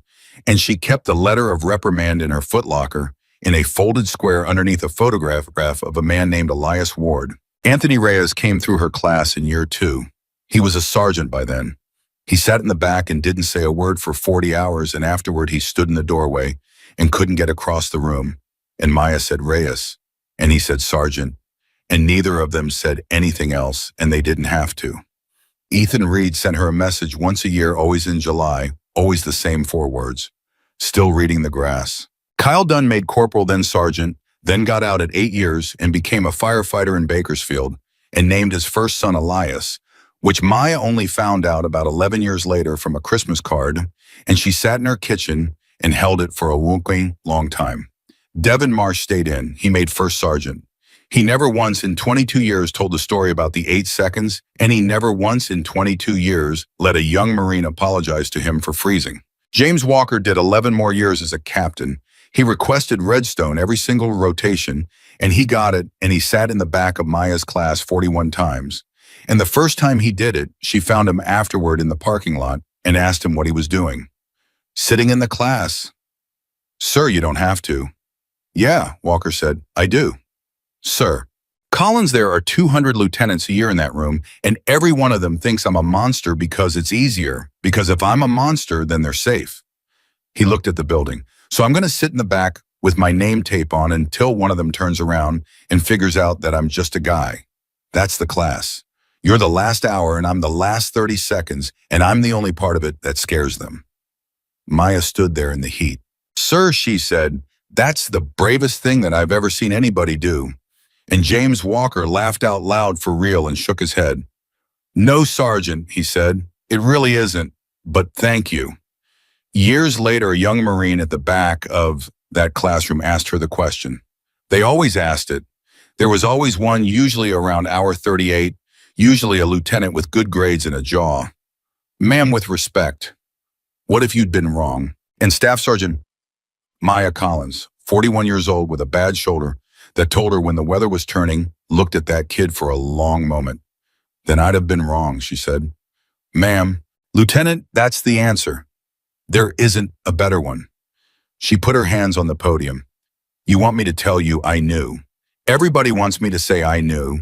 I didn't know. I had a gap in a log and a road that was 11 feet wide and 3 days of not sleeping, and I would have bet 480 lives on it, and I'd have been the biggest fool in the history of the United States Marine Corps if that canyon had been empty.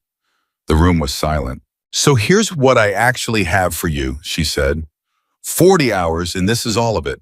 You are going to be wrong. You're going to be wrong more than you're right, because that's what command is. So the question was never whether you'd be right. She let it sit. The question is whether the sergeant in the back of your tent is going to open her mouth. And that's not her decision, Lieutenant. That's yours. You make that decision 11 months before she ever stands up in 100 small rooms by what you do when somebody tells you something you don't want to hear. She looked out at 200 faces. I got laughed at by 90 Marines, she said. That's the part I want you to hold on to. Not the ridge, not the shot. 90 Marines laughed, and I was the only person in that tent who was right, and the laugh was louder than I was, and it is always going to be louder than she is. She picked up the folder. So make the room quiet, she said. That's your whole job. Make the room quiet enough that the truth can survive being said out loud in it. Do that, and you'll never need somebody like me. She closed the folder. And if you don't, she said, then you'd better pray there's a woman with a green notebook standing in the back. They stood up. They always stood up. She never got used to it, and she never let herself enjoy it, because there were 6 men who went down on a road in the first 90 seconds, and she counted them from a ridge, and no number of standing lieutenants ever moved that number. 480 Marines drove into Black Canyon Pass believing there was nothing out there. They came home because one woman sat on a supply room floor for 3 days and asked a question nobody wanted her to ask, and then stood up in a room full of laughter and asked it anyway. And then when the laughter turned out to be wrong, put on a plate carrier and ran 12 kilometers across the Mojave with a rifle she had no right to carry and a career she had already decided to spend. They called her stubborn. They called her insubordinate. They put a letter in her file that stayed there until the day she retired. And every single Marine who walked out of that canyon knows exactly what she is. Sergeant Maya Collins was not the woman who broke the chain of command. She was the woman who held it together with her bare hands while everyone else was busy being looked at, and 480 families set the table that night because she refused to be quiet when quiet was the only thing anybody wanted from her.